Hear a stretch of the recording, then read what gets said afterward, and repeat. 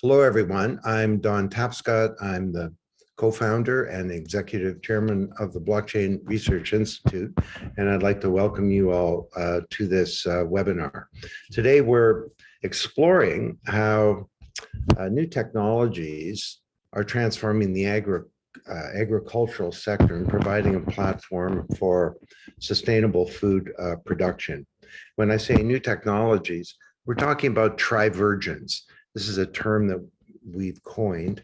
You won't find it in the dictionary, but it refers to the convergence of blockchain, artificial intelligence, machine learning, and the Internet of Things. And these three are coming together, and they're creating a platform for innovation in business and society, I believe, for the next few decades. One of the things that they're beginning to transform is agriculture. And food is kind of important. And we're all kind of sensitive these days about in the, I won't say the post-pandemic world, but in the hopefully pandemic world that's coming to an end, that that there have been big challenges around supply chain, food production, and so on. And the promise here is that trivergence can really secure the future of agriculture, sort of like, I don't know, one farm at a time. And hopefully, in doing this, we can help mitigate the effects of climate change as well, and environmental degradation, and the potential risks that they provide ultimately of the global food supply collapse. So I'm really pumped about this session today because I've become a recent convert to this area of blockchain and agriculture by reading one of our research reports for the BRI members called Platforms for Sustainable Food Production, and how blockchain and other digital technologies can transform agriculture and protect our food supply. And the report was authored by Janessa Mellon, who'll be joining us shortly. And it's an extraordinary paper, and it talks about how these technologies, including blockchain, drones, sensors, satellite imagery, AI, the Internet of Things, and so on, are laying the foundation for sustainable agriculture. And there are a number of topics that we're going to get into here: securing our global food supply, the impact of climate change on smallholder farmers, and how these technologies can help, how we can mitigate the harmful effects of big industrial farming, how we can improve the long-term viability of agriculture, and building more sustainable business models. And so we're going to be drawing heavily on this research brief, and it will be available to the public at some point. But today, everybody gets a sneak preview. And I'd like to welcome our two panelists, and the company is Dimitra Inc. And they've really been spearheading the work in sustainable agriculture enabled by this technology. We have two panelists today, John Trask, who's the co-founder and CEO of Dimitra. And it's a company, a global agriculture technology company that uses these triverging technologies. John is kind of a big deal in the agriculture world and in the blockchain world. He's recognized an expert in the technology, and he's got a background in enterprise software development and designing complex systems for big corporations. And you'll see that the architecture of this of Dimitra is quite sophisticated. It's quite extraordinary. Janessa Mellon, as I mentioned, is the author of this paper. She's a business analyst at Dimitra, and she actually grew up on a farm in Kelowna, BC, where she became passionate about sustainable architecture. And while working at Dimitra, Janessa learned how valuable this technology, including blockchain, can be to help us build a more sustainable future globally. And as I said, the report it's profound, And it's a beautifully written document. So John and Janessa, if you could please join us. And just thanks so much for spending the time today. We have big audiences for these webinars, and they're global audiences as well. We have people from countries all around the world, and I'm sure they're looking forward to hearing what we have to say, as am I. So why don't we start, maybe John with you, but Janessa pick in or pop in too. Just about, we stand back and look at agriculture and the whole challenge. How would you characterize the challenge around food production, food sustainability? Yeah, certainly there's a lot of factors, Don, associated with agriculture and challenges that are put into it from the environment, from a poverty perspective, from a wealth perspective and distribution. And there's a lot of challenges that we try to address at Dimitra. When we look at the world, there's about 610 million farms, and farming represents almost a third of the world's population. Everybody eats.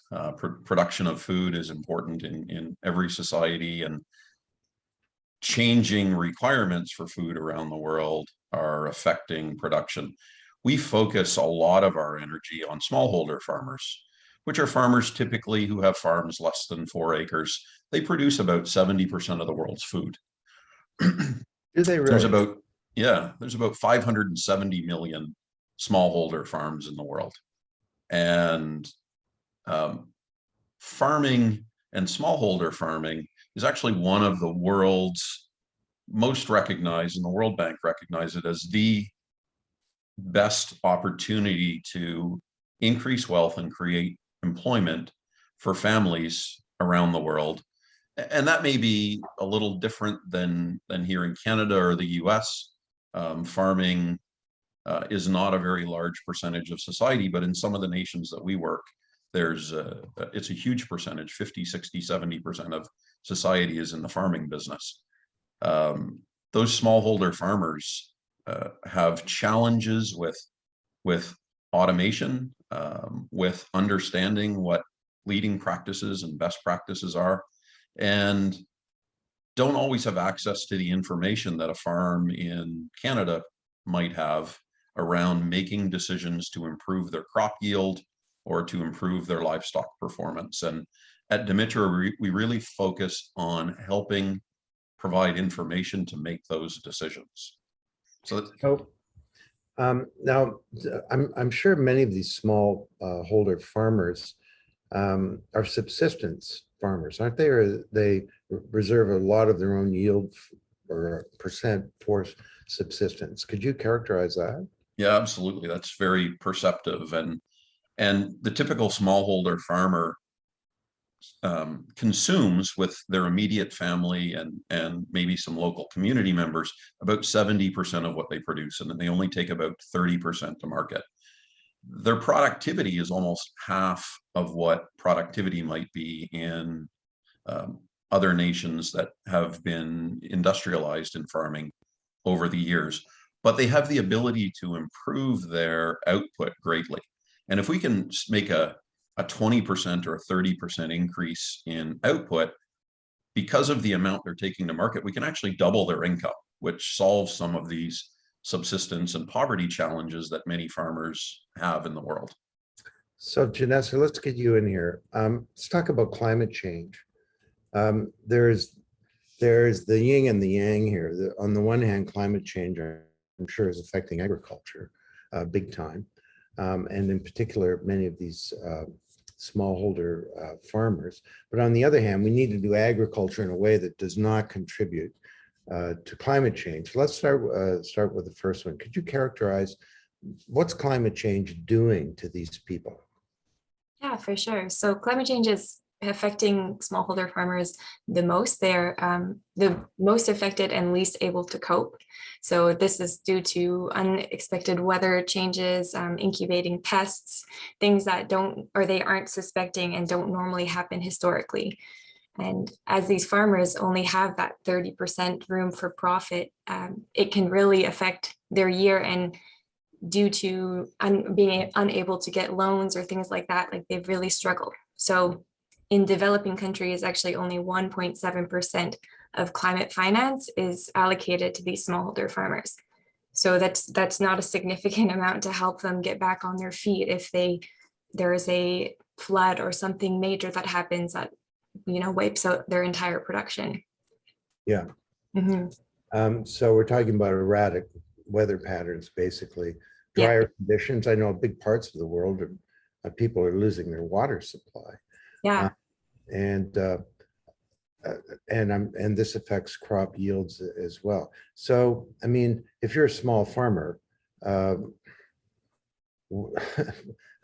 what are you going to do? I mean, for starters, don't you do some planning? You have historical farming data, and you can make some predictions and do some planning.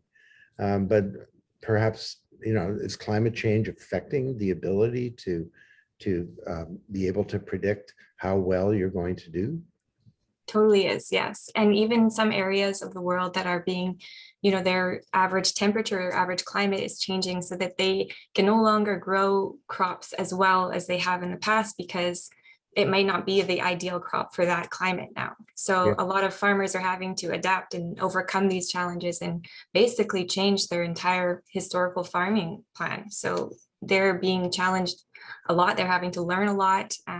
And unfortunately, they can't always recover if they don't have the finances to be able to change their practices. Yeah. And how about, so that's climate change. How about industrial agriculture?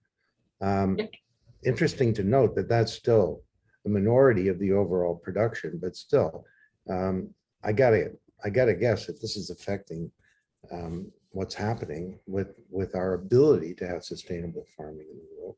Yes, for sure. So industrial agriculture, it's very hard on the land and the nutritional value of the soil. So there's this shocking statistic we mentioned in the report that every 5 seconds, the soil equivalent of a soccer field is being washed away. So we're losing so much of our topsoil, which is where we grow 95% of our food because it contains the necessary nutrients and water in that topsoil to grow this food. And as climate change worsens and the soil erosion worsens, it's kind of one of those that's just contributing to each other, where industrial agriculture relies on very aggressive application of fertilizers because they're losing this nutritional topsoil. So then they compensate with a chemical fertilizer, which then kind of further degrades the nutritional value of the soil. So it's just kind of one of those never-ending struggles. But then as this land is being degraded, they are either having to expand or do more intensive things. So it's quite difficult to switch to sustainable farming practices once you're used to that very aggressive industrial practice. Why is topsoil being washed away? What's going on there? Yeah, so it's basically due to erosion from wind, water, and industrial agriculture. Okay. So anytime there's floods or big storms and the loose soil at the top gets washed away or blown away, it takes about 100 years to put 1 inch of topsoil back naturally. So it's a very, very slow process to naturally rebuild itself. Yeah. And and I'm guessing that these chemicals that they use for fertilizer, they're not good. They probably seep into water supplies, right? Or they affect the ground, the nutritional or the ability of the ground to produce stuff. Yep, exactly. Which can lead to algae blooms in different areas and then, contaminate water supplies that people use for a drinking water source. Yeah. I know around here, a big thing my wife has been doing is trying to have more diversity in terms of within a genus of a plant. Like we have carrots. They used to be orange, but now they're all kinds of different colors. And I became quite curious. How did all carrots become orange because they weren't always orange. And this has to do with sort of monocultural farming practices, I guess. And I don't know, maybe it's good that all carrots should be orange, but I'm kind of thinking it'd be better to have some diversity, wouldn't it? Yes, definitely. And there's this farming practice called mutualism, where you actually plant and not just one crop down this whole field. You actually plant different crops that complement each other. So they'll give off some nutrients in the soil that the other one will uptake. And it's just a very mutual benefiting relationship between these crops. And, Yeah. and then you don't have to fertilize as much because there's more biodiversity, more bacteria, and it's good. So human behavior, and John hop in here too, with carbon, with our industrial agricultural practices and lots of other stuff, are creating a kind of perfect storm here, or a crisis. So what, in terms of our ability to have sustainable agriculture, now what about the impact of the current system back on the environment as well? You know, everybody's read about how a cow produces a lot more carbon per instance of nutrition than, say, a soya bean. But could you guys just talk about that for a sec? Yeah, absolutely. There's a lot of companies that are focusing on the agricultural industry and addressing the carbon footprint of a farm. And certainly there's practices in the world where we're changing how we farm. You know, we used to do deep tillage and turn the soil every year. We know today that that's counterproductive from not only a productivity perspective, but from an environmental perspective in protecting our soil. So practices are changing. When I learned how to farm from my grandfather many years ago, what he taught me wouldn't be considered a best practice today from an environmental perspective. So, you know, there is an effort to retrain the world, and there's a lot of corporations involved in that. There's a lot of governments and not-for-profits and NGOs involved in that. And what that's doing is it's putting pressure on the world. It's putting pressure on the smallholder farmers to evolve their practices at the same time, and putting pressure on the large corporations to evolve.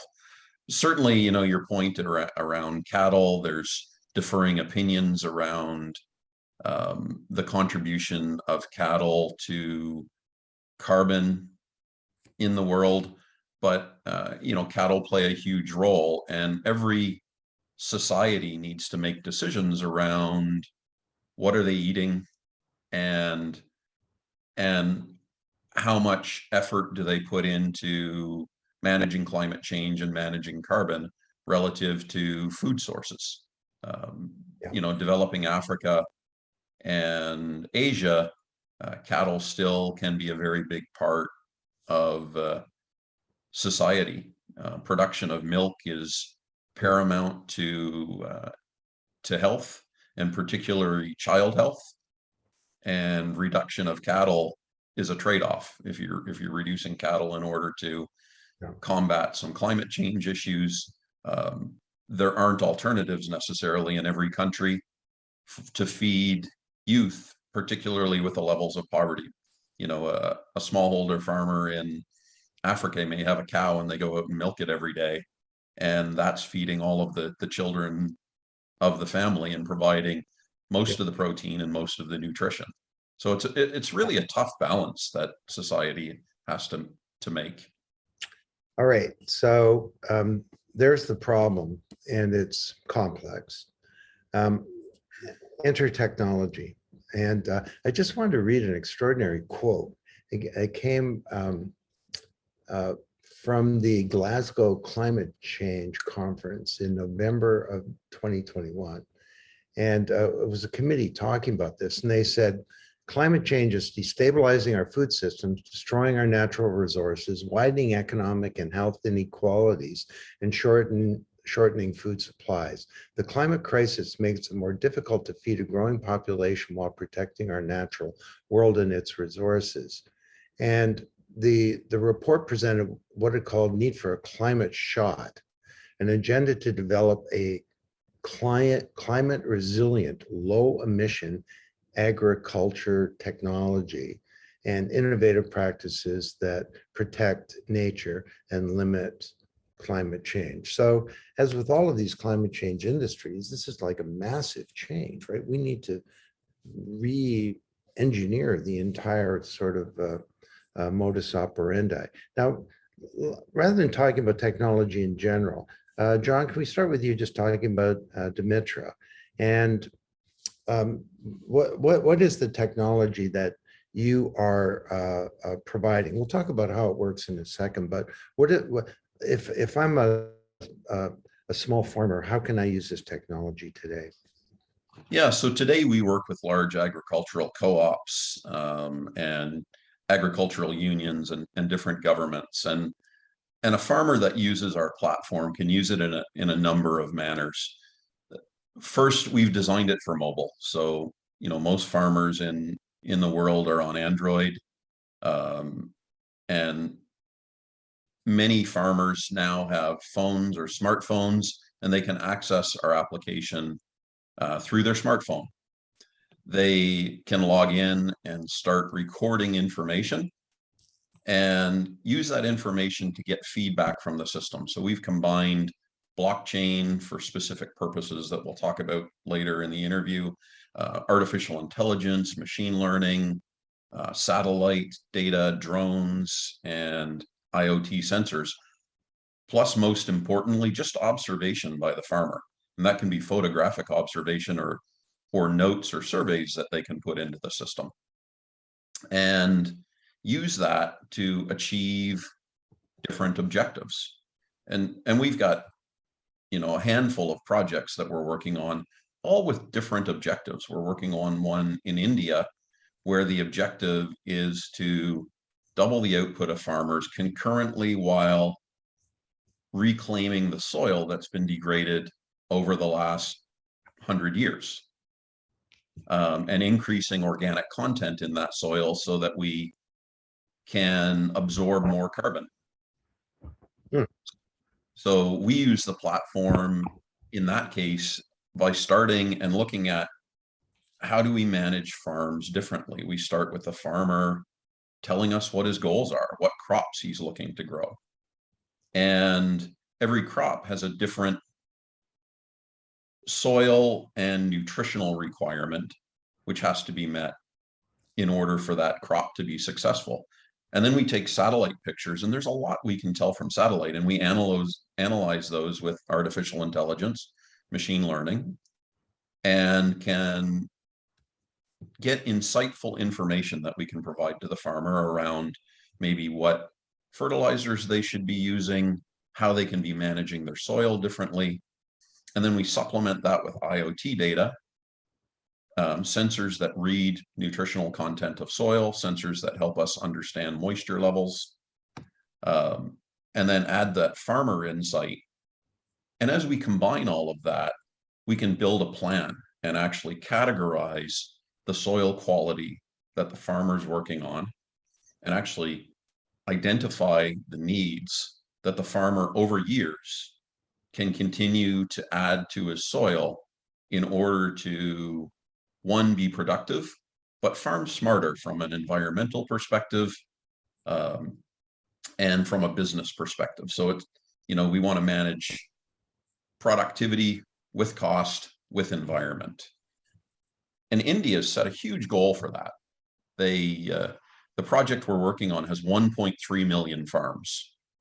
And it may be one of the largest soil reclamation projects that the world has ever seen. And essentially, we're looking over many years to improve soil organic content and soil quality for those 1.3 million farms. And we need technology for that. It's impossible for us or agronomists to visit 1.3 million farms and make recommendations. So technology is the great enabler. So let me try and unpack what you just said, because there are a lot of pieces to it. So I've got a mobile app. I'm a farmer. number one, I think you said you can register farm assets. No, what does that mean? What can they do? Well, they can start and either on Google Maps, draw a geofence around their farm, or they can walk around their farm and we can record the boundaries of their farm. Nice. They can register what type of equipment they have. They can register what crops that they're growing or want to grow. They can register what practices that they have. They can register what their resources are, how many people they have. And then they can start registering some of the in the ground assets, the soil conditions. We can identify, is it high sand content in the soil? Yeah. You know, what's the loam content? What's the organic content in the soil? And we have little tools in the application to help them with that. And Now, you once also, they've, oh, go ahead. sorry, yeah, go ahead. Once they've registered all of that, Yep. then we can start asking them about what's their plan. So how are they planning to grow? And then how does that compare to what we know to be the best practices? So you also mentioned that they can communicate or do transactions like peer-to-peer between each other. Could you describe that? Yeah, so, you know, we start with the premise that farming is and always has been a group activity. And there's huge value in that group. People have passed knowledge on from farm to farm, from grandfather to son, over the years, and farming knowledge evolves that way. Within the platform, they can interact with each other in a number of ways. First, we set up a method, and if we're working with a government or an agricultural society, where they can communicate with that government, they can ask questions, and those questions can be crowdsourced to the crowd or to other farmers, or they can be directly put forward to the local Ministry of Agriculture or the Agricultural Society. And they can interact on best practices, what each of them are doing, and what experiences they're having. The other piece is that we integrate in what we call oracles, but with other data sources that they may not have access to. And they can interact with those through a reporting function. So there's a lot of data available to the farmer that they may not have had in the past around not only performance relative to their crop, and performance relative to a crop may mean if you're planting corn, you're going to get 130 bushels of corn per acre, but what's the actual performance in their area? What's it like when you have high salinity because you're close to the ocean or other reasons that you might have high salinity in your soil? And that's more realistic information that they can interact with.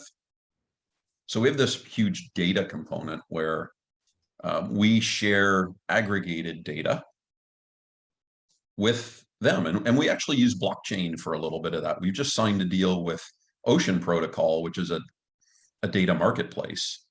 And in 2022, we'll be using this data marketplace in order to share that data through a blockchain company. And what's the transaction part of this?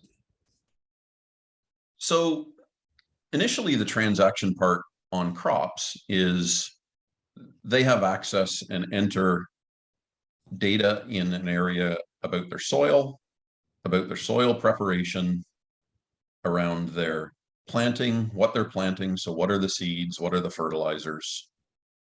And then how they're managing pests all the way through to harvest. And then post-harvest, we go all the way to market or to export. So the farmer tends to enter the transactions from the planning of the farm through the harvesting of the crops.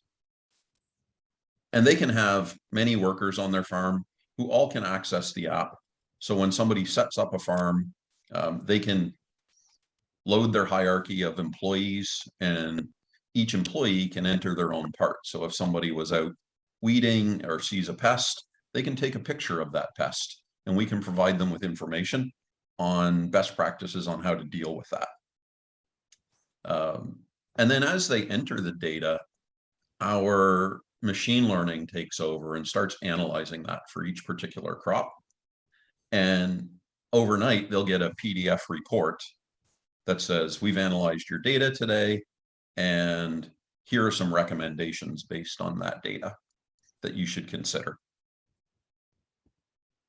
Nice. And smart contracts play a role in this? They do in a few areas, and we have a few areas that we're designing that. So from a blockchain and smart contract perspective, we have a blockchain, and for some organizations, they are on premises still and don't work with blockchain. So we have a on-prem version. Most people are moving to the blockchain version now, but we involve smart contracts in identity management, in data protection, in our farmer points program, in our upcoming DeFi lending, which is we're running tests on right now in a few nations, and that's expanding globally for us. Let me stop you there. DeFi lending, that sounds mighty interesting. What is it? Yeah. So our farmers and smallholder farmers particularly have a hard time accessing capital. Yep.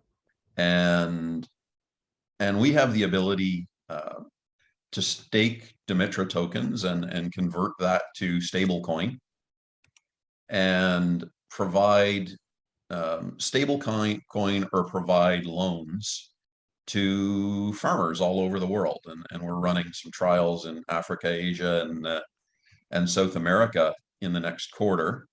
But essentially, we look at DeFi from a CDFI perspective. Right. There still needs to be a centralized component. We need to be able to convert USDT to any currency that a farmer can transact with. But a farmer can apply for a loan if they're using the platform, get approved for a loan. We use what's called a crop certificate. So we may loan somebody $200 to buy 4 bags of seed, and they have to pay back that money after harvest. At the same time, we have insight into their farming practices because they're loading, this is how I planted, this is what I've done for fertilizer, and we can make recommendations to help assure their success in their ability to repay that loan. The other piece we do is trade finance. So when the farmer finishes, we're working on a project right now for Indonesia for coffee. A coffee farmer may pick their coffee, have to dry it, send it to a processing facility, then it sits in a sea container on a boat to America, and they may not get paid for 3 to 6 months. Right. For those beans. It's hard for them to run their business. We'll make a trade finance loan to them, put up 80% of the potential invoice if they're selling to a company, and then we reconcile the last 20% after all the expenses are calculated when they repay the loan. Now, And- is there a human deciding we're going to give this farmer a loan, or is it some kind of algorithm, or both? Yeah, so it is both. First, we start from an algorithmic perspective, and there's certain criteria that has to be met. We know farmers today can't necessarily, particularly smallholder farmers in some of these nations, can't meet all of that criteria. So we do deals with the cooperatives, and a cooperative may train a farmer or help a farmer to meet some of the loan criteria.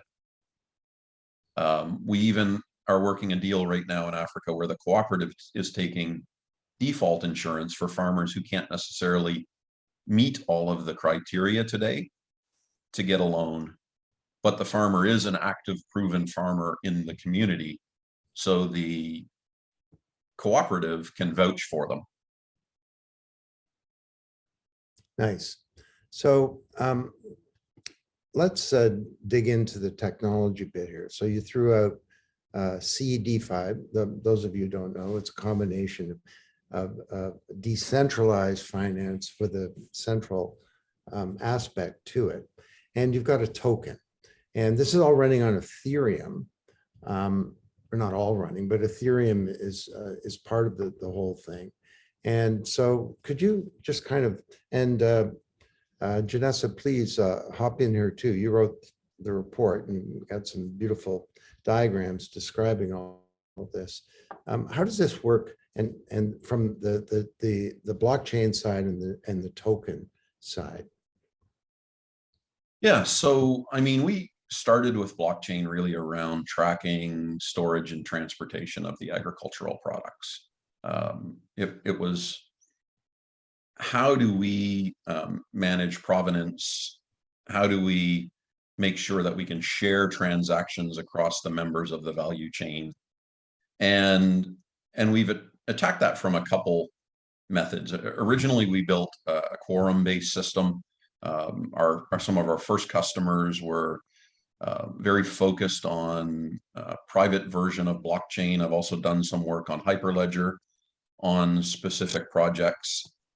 We're now converting a lot of the aspects to Ethereum. And with the gas prices of Ethereum, we're also looking at alternative blockchains or blockchain-based rollups. So, you know, one farmer doesn't bear the entire gas cost of a transaction. We can roll up many, many transactions within one block. So, you know, from a structure perspective on the blockchain side, we start with our farmer points program. And a farmer gets incentive to enter strong data.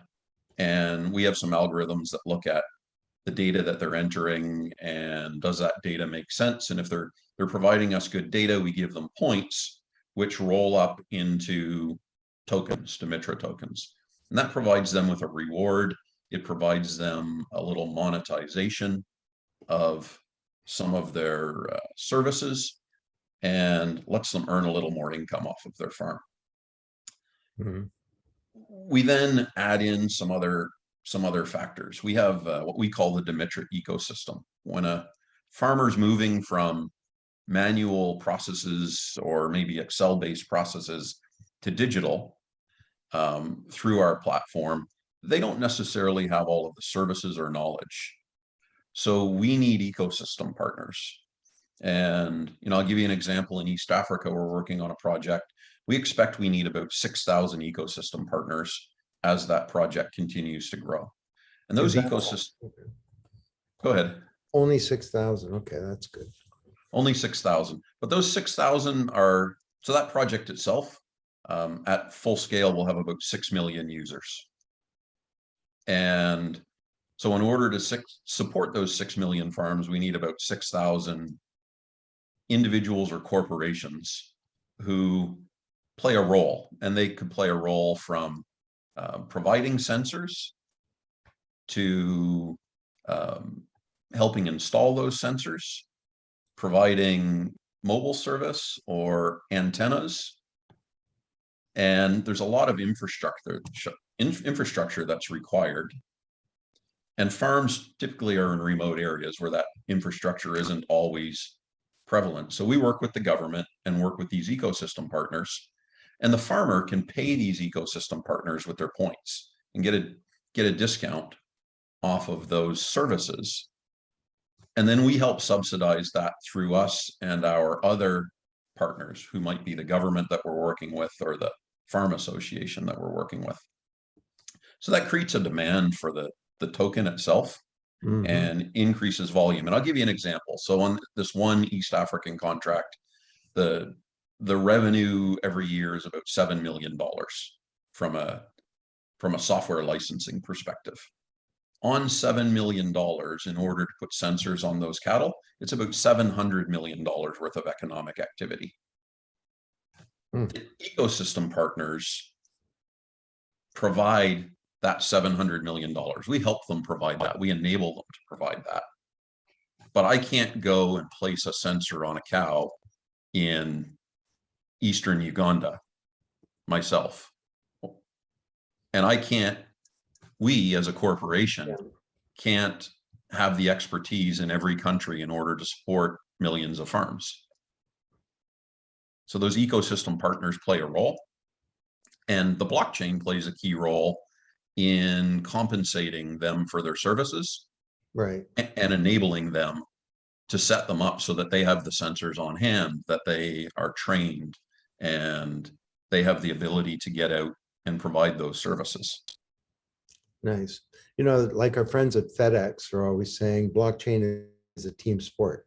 And you can't, it was Fred Smith, actually the founder of FedEx, the creator of FedEx. I was interviewing him at Consensus, big crowd, about 4,000 people. And he says, back in the day, you know, we used to just come up with a great system and stick our logo on it, chain of custody.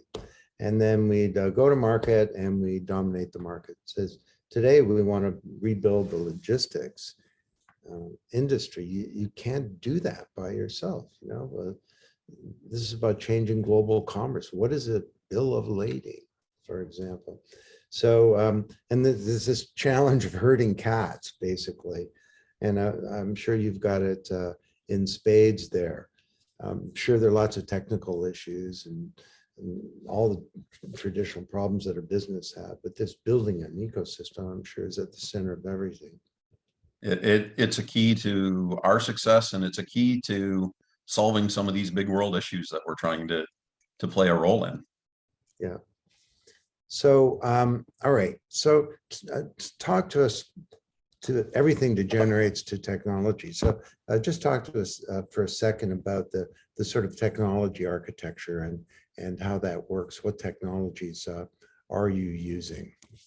Yeah, so you know, we start with a mobile architecture, and the mobile architecture goes to our back end system, which is generally in the cloud, unless a customer is specifying on-prem. We use edge computing for a lot of data, and for critical reasons. When, you know, we have a genetics module with our platform that's used in a few countries now, and the genome of a cow is about 3 gigabytes. Tough to put 3 gigabytes per cow in a blockchain when you're tracking 14 million cattle. So we have to put edge computing in that piece. We use satellite imagery as a key component to our crop system. We use IoT sensors to collect data not only on crops but on animals, and you know, that data could be anything from moisture levels, nutrient levels in the soil, weather information, the cow's location. We can track the body temperature of an animal and the pH of the stomach with IoT sensors, and identify a week to 2 weeks earlier than a cow might exhibit illness symptoms to the farmer, and have them call out a vet. And then we move from IoT, and we do a lot of data analytics. So we put Spark clusters on edge in order to do analysis. And then we bring in blockchain, and like I mentioned, there's a couple blockchains that are involved and played different roles in the overall architecture. And then there's a lot of microservices that we use. We're running an innovation program this year where we have gone out to the world, and we've offered 100,000 Dimitra token to the winner, and 10,000 Dimitra tokens to the top new agricultural technology that is submitted in each world region, and then bring them into an incubator and help them integrate their platform into the Dimitra platform, so that one, they can get revenue from our global sales market, and two, we can license some of their technology and bring it in as a microservice. So loads and loads of technologies. You know, I was talking to a guy last night on had a cool idea around being able to grade tea and manage quality. We're working on a tea project in Nepal, and he's come up with a method in AI to take tea leaves, which takes 5 years to train a tea grader, and grade that tea with a special attachment to a mobile phone. Crazy. So many things that you can do. Yeah. All right.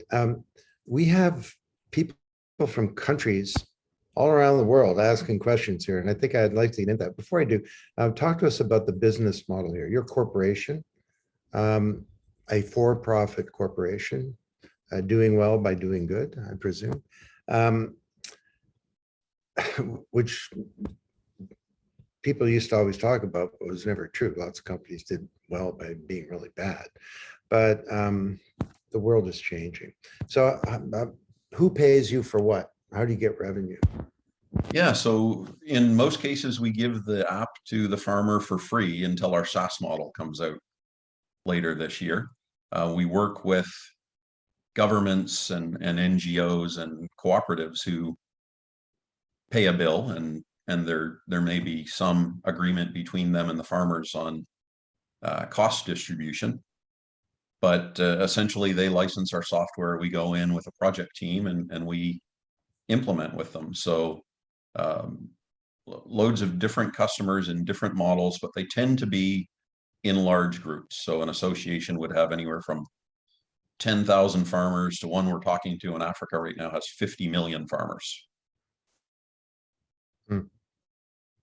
And they foot the bill in most cases. They may receive funding from the World Bank or Africa Development Bank or other development banks, and may receive funding. Bill and Melinda Gates Foundation provides a lot of funding into projects like this to governments, but always managed by a central government or agency within the country. Now you have a massive ecosystem involving many, many people. Your company itself, I know you're a private company, but can you tell us a bit about how big you are? How many people do you have actually doing all this? It sounds like a lot to do, if you ask me.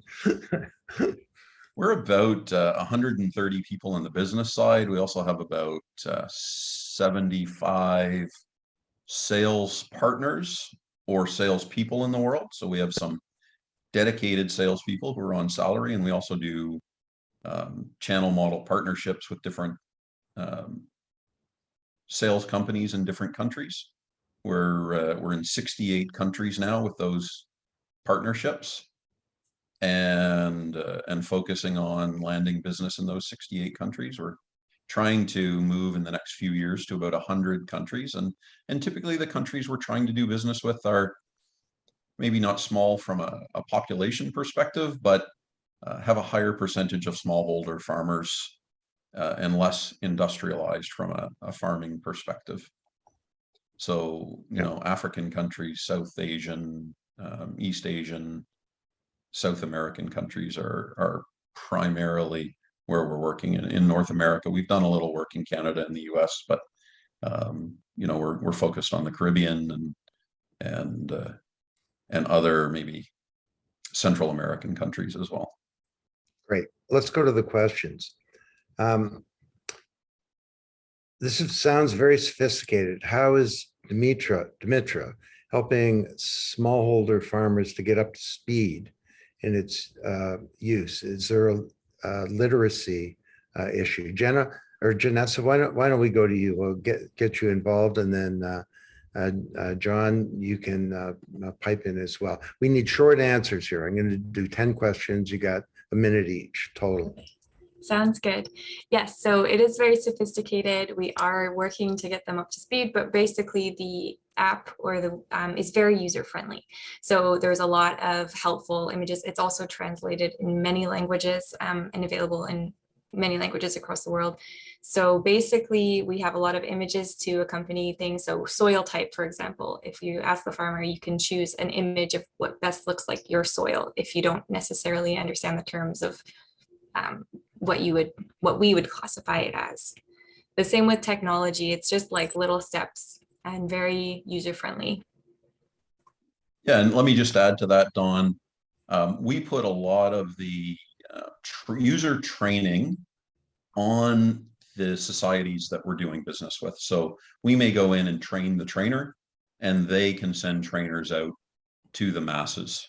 So in East Africa, for example, we've got people available in India. They've provided over an army of 1,000 people to us to help with the project. And and work with individual farmers or work with the associations.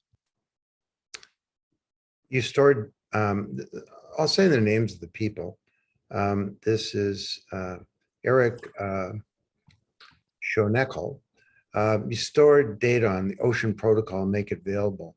Is this for free or is it a service like an Oracle that must be paid for? I think you got into that, but you just want to clarify that.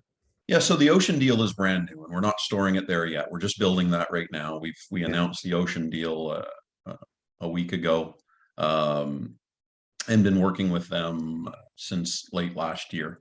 So each farmer has the ability to identify whether they want to share their data or not. And if they want to share their data, we aggregate that, and that data will go to a data marketplace. And the data marketplace is a for sale data marketplace because the monies actually come back and get distributed to the farmers. So if a farmer shares their data and there's 1,000 farmers that share their data, they get 1/1000th of the proceeds of selling that data. Oh, nice. There's different proceeds and different pricing. So if somebody's doing research at a university, we may have a discounted price for that university or make some of the data available for free, depending on the deal. If you're a large corporation and you're looking to access the data, certainly it's on a per pay model.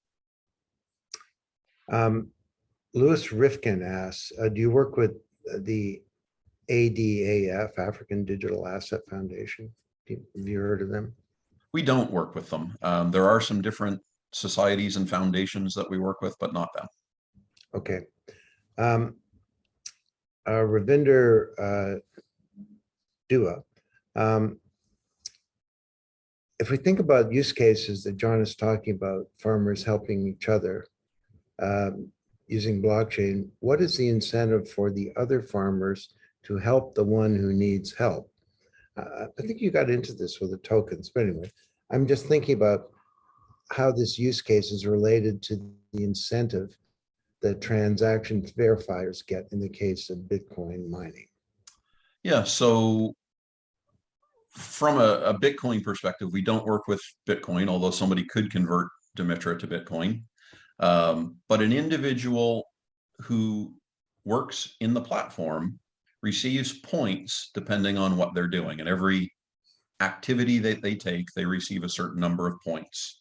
And those points are convertible to tokens. So if they're in the system helping provide advice, they're going to receive points for that. Okay. With regards, this is Evans Wafula. Well, with regards to DeFi lending, do you plan to work with individual smallholder farmers who are not part of the cooperative? How do you get paid back? Yeah, so the intent long-term is that we will have a SaaS model and we'll work with individual farmers. Today, from a platform perspective, we only work with the cooperatives or the governments. And then how do we get paid back? It really depends on if it's the CFI or the DeFi piece. If it's DeFi, we get paid back through crypto because that person is capable of paying us back with that. And they could even pay us back in our own tokens that they earn points with. And then on the CFI, they have to convert their corn to currency and then work with the association or the lending institution that we're working with in order to pay back the loan. And, you know, we're working deals right now. I think we got one deal right now with about 25 banks that are managing the CFI portion of the lending as people transition their capabilities to be DeFi. Janessa, let's go to you. How can this be applied to the challenge of growing cities and city farming? Any thoughts? Sure. Yeah. So it can be applied to city farming as well. The sensors are almost more useful in city farming because you can have a more controlled environment and actually automate the entire process. It also just ensures if you have less land that it will be more productive. So by using technology, you can sort of help to increase your productivity because you want to use as much as, or get as much as you can out of a smaller piece of land. Janessa, from Anath Krishna, Do farmers understand the tech and consent? We work with farmers in India, and it's hard to explain them any technology and also to get their consent. I'm concerned about data privacy, security. Many people are handling this data, and it has no borders, really. Mhm. So, it's continuation of the previous Yeah. question about literacy and just engagement.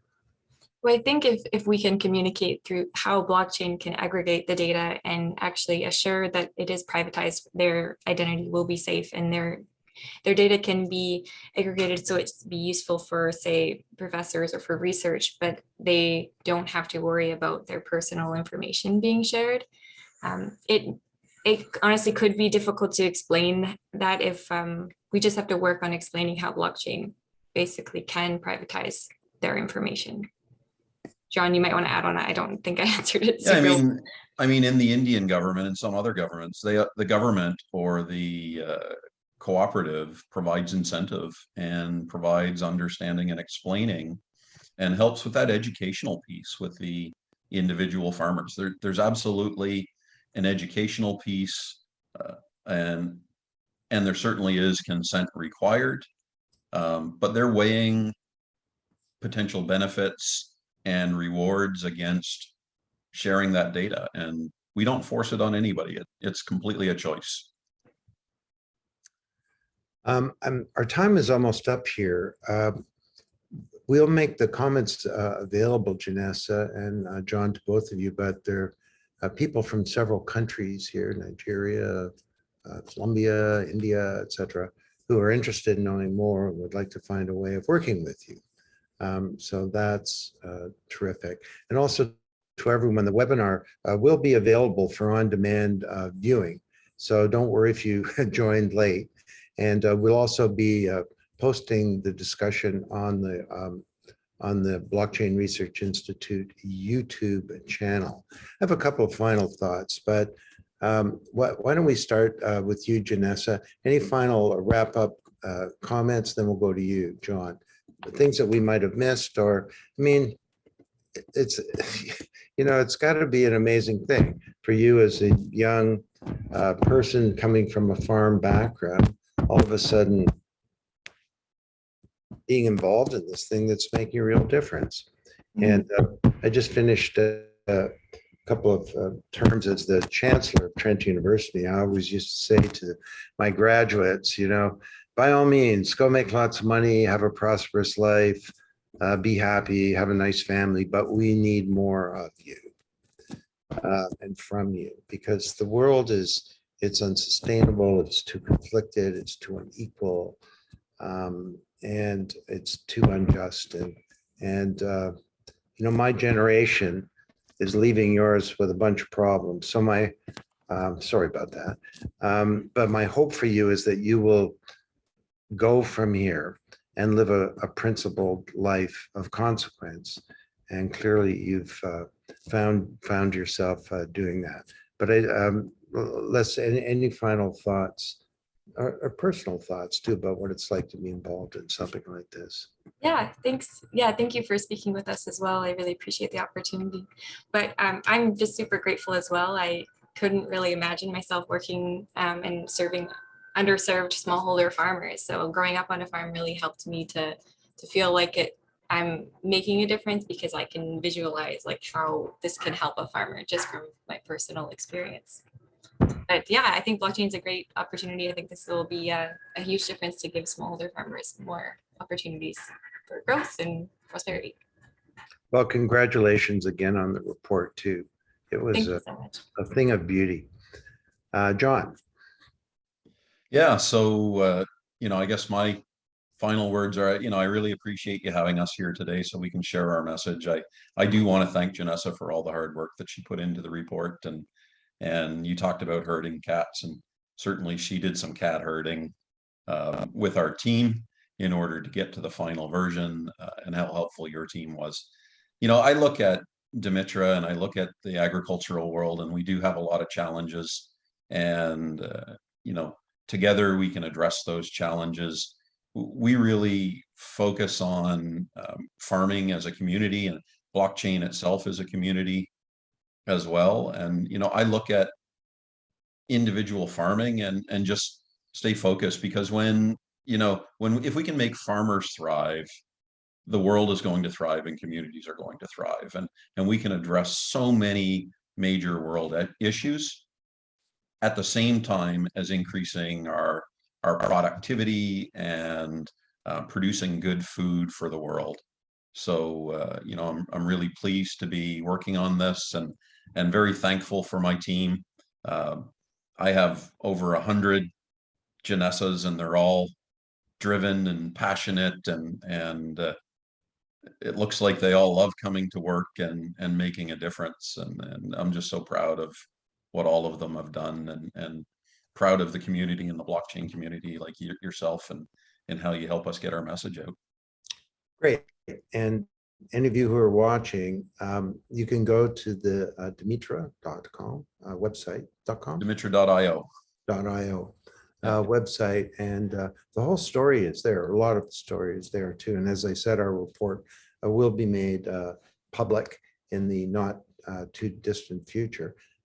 Thanks so much. It's so impressive in terms of just how important the topic is, and what a principled approach you're taking to it. I love how big it is.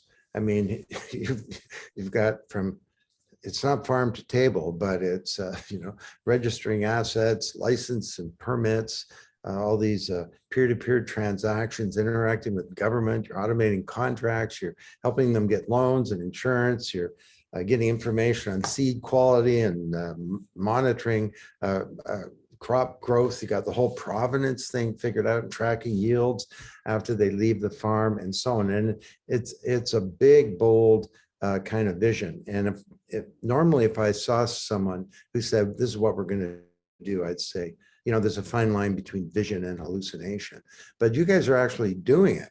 And the third thing that I love about it is the sophistication of the technology. This is trivergence at play here, and all these important technologies are really a part of making this happen.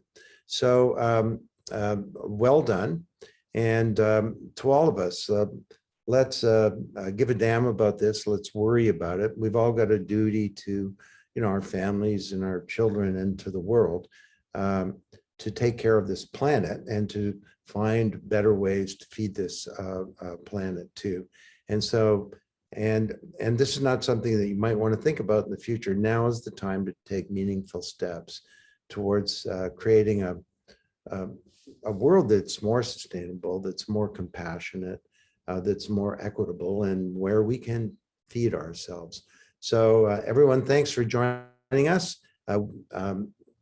Watch the replay online, and we'll let you know about the next webinar coming up not too soon. John and Janessa, again, thanks so much. Thank you, Don. Thank you.